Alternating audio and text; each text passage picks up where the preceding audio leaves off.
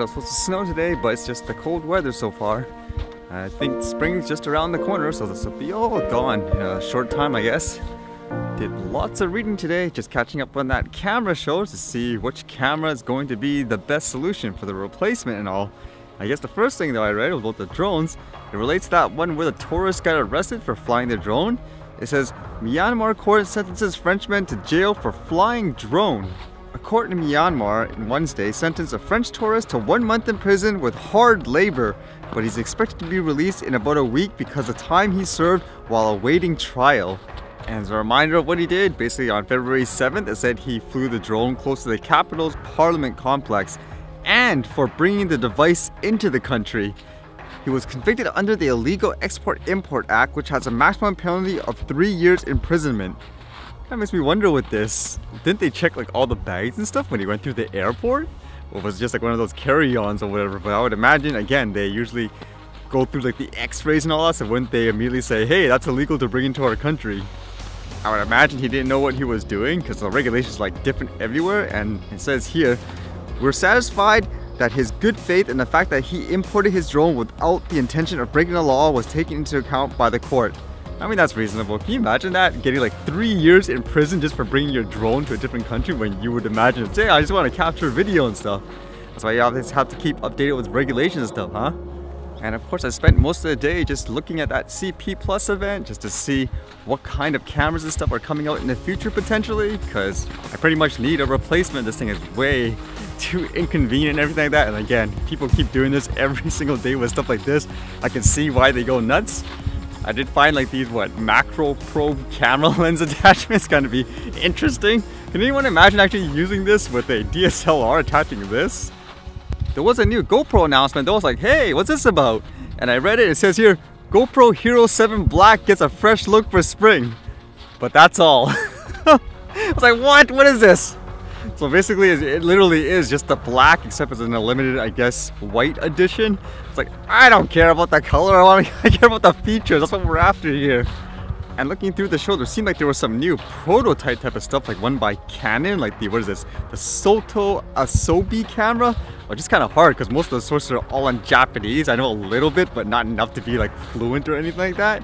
There's things like looks like a telephoto camera, like a different style of it. Like that's kind of interesting, kind of gives me kind of ideas, I guess, for the future. Because like I said, ideally you'd want like a different camera for different situations and all that. Things like that would be good in the future because like I said, I've often lost so many different shots in perspective just because I didn't have the right camera, but stuff like this isn't in the budget. Just something to think about. Other than that, there wasn't very much in terms of, I guess, small compact action camera types of announcement that I saw anyways. I mean, maybe it'll show up in the next 2 days, but it doesn't seem likely. I guess the only other camera that was semi-interesting, I guess, like for what I do, was that 360 camera, that Ricoh one, for example, but that just seems like it's way too pricey. And like I said, with 360 cameras, unfortunately, it just seems like things like the workflow, the memory and stuff is just way overboard.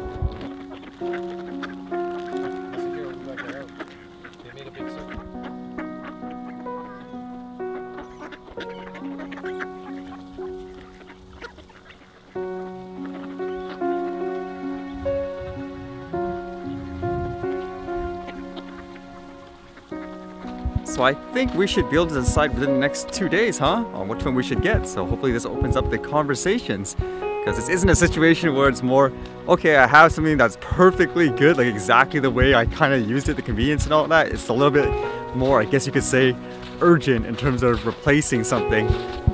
If I was to break it down into categories, just like when I first bought the camera, keep in mind this is my quote main camera at the moment, so I should be able to use it in various situations. And I think the first one is the ease of use. Am I going to be able to carry this thing and use it in virtually every scenario? Like which one's the best in that case? I shouldn't have to think twice like, oh, I want to carry this stuff, or oh, I can't get this now because I have to set this up. The second would be the quality. Which one has actually the best picture quality in general? Not just the morning, like the nighttime, the low light, so various situations. Which one's the best in that case? And the third one would be features. Does it have something funky, like for example, it can follow you, for example, like face detection and stuff like that? Like that's basically the extra. And then of course the other thing on my mind is there anything I could get that is better quality than what I used before? Because just the fact that you guys are helping me to do this, I'm thinking, is there a way I can create better visuals, better ways to tell what I want to tell? And just so far from my research, there really is only kind of 4 options, even from the ones that people kind of talked about as well. One is to go with the one that I used before, the Sony FDR X3000. That is the only one that's 100% I know for sure will work because that's what I used. And just based on everything I saw, that is the safest thing to go with, the non-risk. Every other one has a quote risk factor to it. And honestly, just speaking for myself, the only reason I'm kind of hesitant in saying that one's the winner in my opinion is just the fact, again, it's over 2 years old. It just makes you wonder, like, what else can I get? Or something's right around the corner and I was like, oh. But again, it's that situation where I need a replacement. Because as I mentioned before, I think the best example of that is that Insta360 camera. It has basically like the same price range almost as all of these other ones, as like the one I use still, like even at the full retail price. And that'll allow me to capture so many different things, in my opinion, just from what I saw. It'll be fantastic. Different views, different ways, I guess, to show or tell stories and all that. So I think that would be fantastic. Unfortunately, it just sounds so horrible with the audio. Like, oh my goodness, you'd have to like separately record everything. So as a main camera, I don't think that is suitable for a main camera. That's more of a supplement in my opinion. Especially with the memory, can you imagine trying to save like 64 gigabytes of video every single day for the year? That gets expensive. Getting stuff like that is basically like a Hail Mary in my opinion. I mean, you're basically getting it, just throwing money and saying, oh, let's see how great it is. And I don't think we're in a position to actually do that. So the other option that's kind of different, I guess you could say, is that Osmo Pocket that people talked about. I mean, it's like small and everything like that, but just from what I've seen so far, from my personal opinion, I would be losing a lot by using that camera. It seems like, just with things, for example, it doesn't even have like a wide angle lens. It has the startup. It kind of puts it in the same situation where I said before, what is this thing competing with? A point and shoot or an action cam? Because I can't imagine in a situation where I would say, I'm gonna take the Pocket over, like, say, this action cam. If I did, it would be like, okay, I'm taping an event, I want a better shot. But if that's the case, why wouldn't I use a point and shoot instead? Because it does have the positive where it looks like it has things like a lot of filter accessories and all that stuff. I mean, you can get it for a lot of cameras, but it seems like there's a little bit more support for that to create things a little bit more cinematic. But what you're losing, again, with things like the wide angle and all that, having the startup, I don't see the benefit in that over the other options overall. And the last option was the GoPro Hero Black 7. Overall, that sounds like the closest to what I use and would be the most flexible in the same manner. It's just a little disappointing, like, here, okay, a different color, like, give me different features or something like that.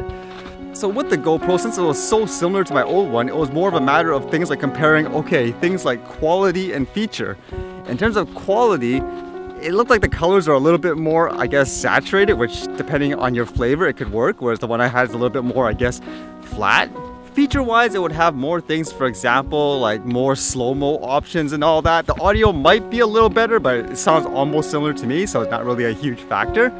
But one thing with that camera, indeed, just from what I've seen, I would lose the convenience ability just with the shape of the camera and all that. I wouldn't be able to do things exactly as is before in that sense, because due to the way it's shaped, and since it's a little bigger, you can't hold it naturally, like I said, like how I usually get the shots, so it would be unnatural to do that. Like, some people suggest taking, like, I don't know, a gimbal or something like that, but like I said, imagine doing that in the busy situations with a lot of people doing it every day. I don't think that's practical just from what I see. So my personal thoughts at the minute is, it seems like it comes down to either the Sony or the GoPro. I would say for the ease of use and all that, I think the Sony wins hands down just with the way I use it. For quality and stuff, that seems very situational at the moment. Like I said, with the GoPro, it sounds fantastic with the features of stabilization and stuff, but apparently when the nighttime comes, then everything is different. And again, if you're saying you have to attach like a gimbal and stuff like that to it, then that's not really that great of an option, honestly. Like there with the thought, is the extra features, like let's say being able to shoot in better slow-mo and all that, worth the sacrifice of the ease and convenience between the cameras? That's kind of the debate that should be going on when getting this new camera. Because I even asked one of you guys, what is it about the GoPro, for example, that you feel would enable me to do things that I couldn't normally do? Because in general, just from what I've seen, the old one that I use basically wins in terms of ease and convenience. And you were mentioning things, for example, just getting I guess, different variety of perspectives. Like you want to see me flying the drone and all that, like with the, I guess, accessory attachments. Like that's an example of something you would have to educate me with, because in terms of things like body mounts and helmet mounts and stuff like that, I mean, there's stuff like that available for the old camera that I use. I just never bothered to use it because one, I didn't really see the need for it, and two, it cost extra money, so I didn't really want to spend extra money for stuff like that. But again, like with the old one, my mind is just, it's 2 years old, man, paying full retail price for a 2-year-old one. So again, with the camera, it'd be great to hear, I guess, the feedback of which one do you think would enable me to do the most with it, so to speak. Because again, just from my personal observations of what I've seen, it seems like hands down the Sony one, like the old one I use, allows me the most flexibility and ease of use overall.